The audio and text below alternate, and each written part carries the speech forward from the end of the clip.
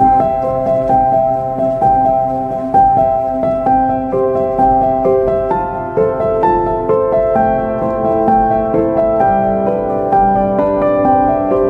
आज कल हमारे स्वास्थ्य मंत्री सौरभ जी ने मीटिंग ली थी पूरे स्वास्थ्य मंत्रालय की सभी एक्सपर्ट्स की। आज मैंने उसके ऊपर मीटिंग ली। पूरे देश भर का अगर हम देखें तो सेंट्रल गवर्नमेंट ने लगभग 2 हफ्ते पहले 6 स्टेट्स आइडेंटिफाई किए थे जिसमें कोरोना ज़्यादा बढ़ रहा है। वो थे गुजरात, महाराष्ट्र, केरला, कर्नाटका, तमिलनाडु और तेलंगाना। उसमें दिल्ली नहीं था। तो उन 6 स्टेट्स में कोरोना ज़्यादा बढ़ रहा है, उनको स्पेशल हिदायतें दी गई थी, भाई आप थोड़ा सा ध्यान रखिए। लेकिन हमने अपनी तरफ से, क्योंकि दिल्ली में अगर हम देखें तो 15 मार्च को लगभग 42 केस थे जो डेली केसेस आते हैं, ये बढ़ के 15 दिन के अंदर 30 मार्च को 295 केस हो गए। तो ये सडन जंप जो है ये थोड़ा सा पहले ही हमने इसको समझने की कोशिश की है कि ये क्यों बढ़ रहा है। तो 30 मार्च को कल की डेट में 295 केस थे। एक्टिव केसेस अभी तक के हो गए हैं 932 और टोटल टेस्ट्स जो हमने कल किए थे वो थे 2363। वैसे अभी कोई चिंता की बात नहीं है, 295 केस है, लेकिन हम समय रहते जो भी स्टेप्स उठाने की ज़रूरत है वो उठा रहे हैं।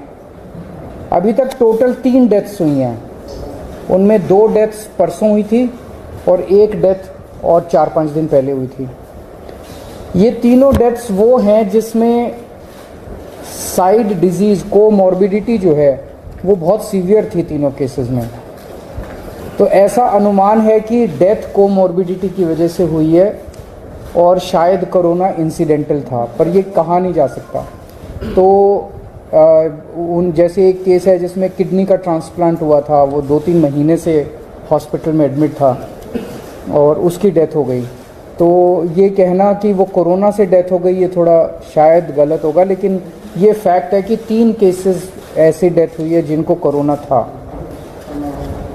इन 3 में से 2 दिल्ली के बाहर के रहने वाले थे। अभी इस वक्त जितने भी हमारे केसेस पॉजिटिव आते हैं 100% केसेस की हम जीनोम सीक्वेंसिंग करा रहे हैं। उसका हमारा मकसद ये है कि अगर कोई भी नया वेरिएंट अगर निकल के आए तो हमारे को पहले से पता चल जाए कि कहीं कोई चिंता का विषय तो नहीं है। तो 100% केसेस की जीनोम सीक्वेंसिंग करा रहे हैं। इस वक्त जो सबसे प्रिडोमिनेंट वेरिएंट आ रहा है वो है XBB.1.16। लगभग 48% केसेस में ये वाला वेरिएंट है और जो बाकी भी हैं उनमें भी इसी वेरिएंट के कुछ सब वेरिएंट्स हैं। इस वेरिएंट की 3 क्वालिटीज़ हैं। ये वायरल बहुत तेज़ी से हो रहा है, बहुत तेज़ी से फैल रहा है, लेकिन ये सीवियर नहीं है बिल्कुल भी। ना तो इसमें कोई तेज़ सिम्टम्स हैं और ना ही इसमें ज़्यादा हॉस्पिटलाइजेशन की ज़रूरत है और ना ही इसमें डेथ्स की ज़्यादा चिंता है। तो सीवियरिटी इसकी कम है, लेकिन इवेजन टू इम्यूनाइजेशन है कि अगर आपने वैक्सीन भी लगवा रखा है तो ये उसकी परवाह नहीं करता, ये उसके बावजूद भी ये इन्वेड कर जाता है। एक जो हम लोग दिल्ली में कर रहे हैं कि सीवेज जो है उससे हम एडवांस में पता करने की कोशिश करते हैं कि कहीं कोरोना तो नहीं आ रहा। तो मिड फरवरी तक जितने हम सीवेज के 7-8 जगह से पूरी दिल्ली में सैंपल उठाते हैं सीवेज के और उनको टेस्ट करते हैं। पहले अगर कोरोना आता है तो पहले सीवेज में कोरोना डिटेक्ट होना चालू हो जाता है। मिड फरवरी तक 0 कंप्लीटली पूरे दिल्ली में नेगेटिव था।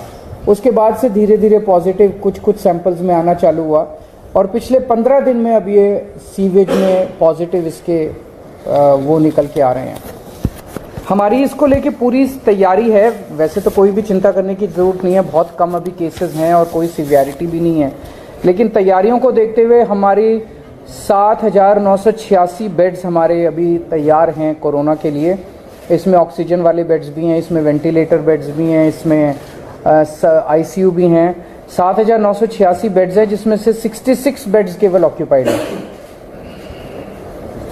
66 RT-PCR के टेस्ट करने की हमारे पास सफिशिएंट क्षमता है।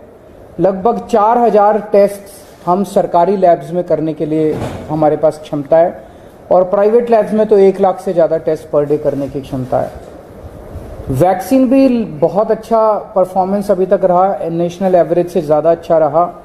18+ की कैटेगरी में तो लगभग सबको वैक्सीन लग चुकी है, और 18 से निचली उसमें आए तो फर्स्ट डोज सबको लग चुकी है, सेकेंड डोज भी 85% के लगभग लोगों को लग चुकी है। हमारे पास सफिशिएंट एम्बुलेंस है, सफिशिएंट ऑक्सीजन अवेलेबल है, सफिशिएंट ऑक्सीजन स्टोरेज की कैपेसिटी है।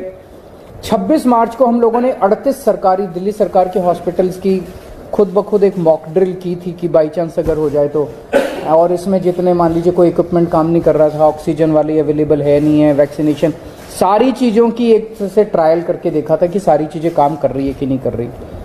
अब केंद्र सरकार के निर्देश आए हैं, 10 और 11 अप्रैल को एक बारी सारे सरकारी और प्राइवेट हॉस्पिटल्स की मॉक ड्रिल की जाएगी। इसके ऊपर दिल्ली सरकार एक कैंपेन चलाएगी, अब एक मीडिया कैंपेन चलाया जाएगा लोगों को कोरोना के बारे में जागरूक करने के लिए और एहतियात बरतने के लिए कि कोविड अप्रोप्रिएट बिहेवियर फॉलो किया जाए। एयरपोर्ट के ऊपर 2% के लगभग पैसेंजर्स को रैंडम टेस्टिंग की जा रही है, और जितने भी दिल्ली सरकार के हॉस्पिटल्स हैं सबको बोल दिया गया है कि आइसोलेशन वार्ड्स कोरोना पेशेंट्स के लिए रखे हैं। कहीं ऐसा ना हो कि किसी को बहुत सीरियस, मान लिया ILBS में किसी को किडनी ट्रांसप्लांट हुआ, उसको कोरोना हो गया, अब उसको कोरोना वाले हॉस्पिटल में नहीं ले जाएंगे हम, वहीं पे अगर आइसोलेशन बेड होगा तो वहीं पे उसको एक अलग वार्ड में कर देंगे, तो उसका कोरोना का किडनी का भी ट्रीटमेंट होता रहेगा और उसका कोरोना। तो हर अस्पताल के अंदर एक आइसोलेशन वार्ड की तैयारी की गई है।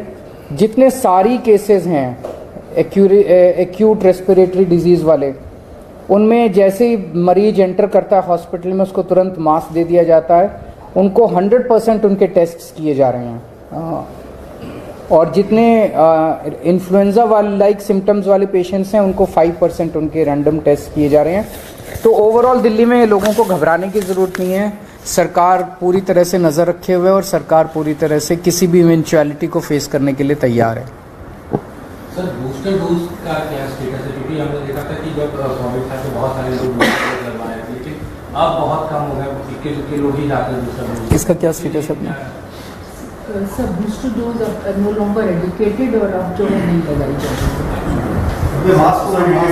अभी मास्क की ज़रूरत, हम जितने भी जिनको भी सारी पेशेंट्स हैं जो कि इन्फ्लुएंजा लाइक सिम्टम्स हैं, इस तरह की सांस की बीमारी है, उनको हम सबको वो कहेंगे कि आप मास्क लगा के रखिए। लेकिन अभी केंद्र सरकार की तरफ से कोई गाइडलाइन नहीं है, और जैसे जैसे केंद्र सरकार गाइड करेगी हम उस पर स्टेप्स लेंगे। स्कूलों का सेशन शुरू होने वाला है, क्या स्कूल बच्चों के लिए एहतियात की जरूरत? अगर ऐसी कोई ज़रूरत होगी तो हम समय समय पे करते रहेंगे। Sir, are you recommending masks for people in general in crowded places or those? We are recommending masks to those who have respiratory disease like SARI, ILI, etc. Sir अक्सर ये देखा जाता है केस बढ़ते थे, हम रैंडम टेस्ट करा देते थे, खासतौर पर एयरपोर्ट और बस अड्डों पर। एयरपोर्ट पे 2% कर दी है, 2% इसको बढ़ाया जाएगा? ज़रूरत पड़ेगी तो बढ़ाएंगे, बिकॉज ये सारी चीज़ें जो भी हम कर रहे हैं, देखिए सबसे ज़्यादा एक्सपर्टीज केंद्र सरकार के पास है, and we look up to the central government for giving guidelines from time to time. जैसे जैसे केंद्र सरकार हमें गाइड करेगी हम उसको पूरी तरह से फॉलो करेंगे। उसको आपको याद होगा कि डिजास्टर मैनेजमेंट से अलग कर दिया गया था कोविड को, so now this is not being monitored by DDMA और NDMA। Thank you.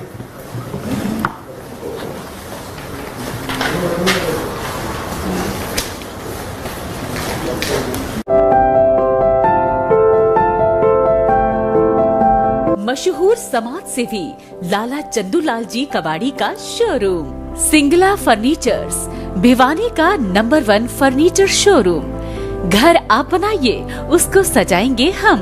Singla furnitures की एक्सक्लूसिव रेंज के साथ, जैसे sofa set, dining table, double bed, show pieces.